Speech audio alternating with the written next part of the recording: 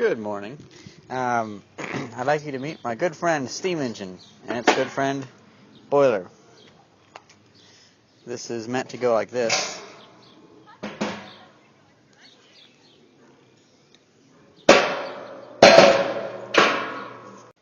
How it works is this is the main chamber. You have the heat down at the bottom, and in order to fill it up, you put water into this pipe, close it, then open this one to let the water flow in there without losing all the pressure.